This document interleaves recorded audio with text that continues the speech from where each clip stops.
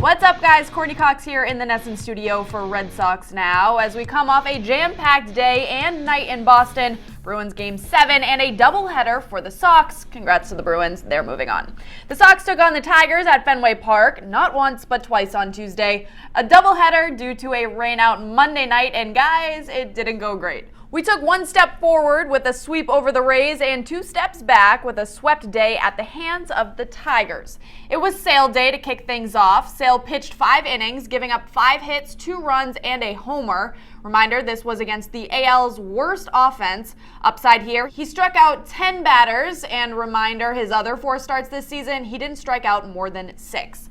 The second game had a big goose egg on the scoreboard for the Sox until the 7th inning. The Sox are 9-15 so far this season. Last year, they didn't rack up 15 losses until May 18th, and they had 30 wins under their belt. And in between the games, the Sox made some moves. Darwinzon Hernandez was called up to the majors as the 26th man on the active roster for Game 2 on Tuesday. The lefty pitched 2 1/3 innings, giving up 4 hits, striking out 4. And then the Sox also sent Bobby Pointer back to Pawtucket, calling up Travis Lakins to make his MLB debut. The right-hand pitcher pitched 2 2/3 innings, closing this one out, striking out 2. And while the Sox struggled this Tuesday, last Tuesday, Blake Swihart was designated for assignment and traded to Arizona on Friday in exchange for Marcus Wilson. The Sox 2011 first-round draft pick took to an emotional Instagram post thanking Red Sox fans, players, and the organization. A great part saying, quote, "You embraced me as part of the nation as a 19-year-old boy from New Mexico and helped me grow into a man and last year into a champion." Swihart leaves the Sox with 9 home runs and 58 RBI in 203 games. And some more tough news for Nathan Eovaldi. He was placed on the 10-day injury list for loose bodies in his elbow. This is something Eovaldi isn't new to. He had surgery to handle this same issue last year, which led to sidelining him for a bit. And on Tuesday, he underwent a successful surgery in New York.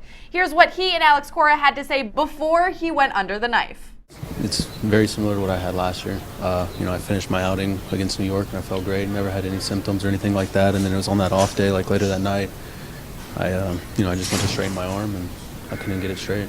And it was sore in there, and everything ligament-wise and UCL, like it's all fine. It's just, I got 2 loose bodies in there. And we know that it's 162 games and a lot of things happen, and somebody has to step up. Last year, BJ and Hector did an outstanding job, and while Drew was hurt and Dan Eduardo was hurt, so we'll figure it out. We'll find ways. Okay, so if you're like me and Ryan Brazier, cue the tape. And I kind of fell into the trend as everyone else, and now it's my favorite show. You can't think of anything going on in this world besides who is going to die in the battle at Winterfell. And the Sox, they're buying in on the franchise. Tuesday was Game of Thrones Day at Fenway Park, and Emerson Latzia made sure the day was celebrated.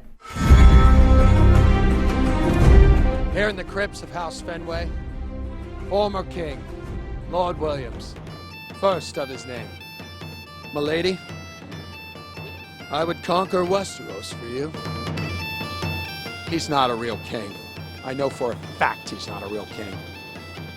Who inside House Fenway could rule the Iron Throne?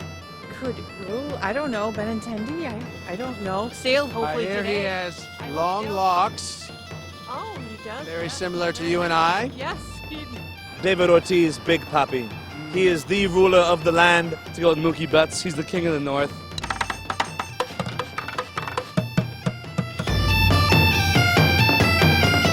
All right, well, that will do it for us. Thanks so much for tuning in. The Sox have 2 more games for their homestand with the Tigers, and I leave you with my favorite story of the week. Michael Chavis, who was called up from Pawtucket on Friday and hit a double in his second day in the big leagues, kept it all but cool in his post-game media scrum. We'll see you next week. Bye, guys.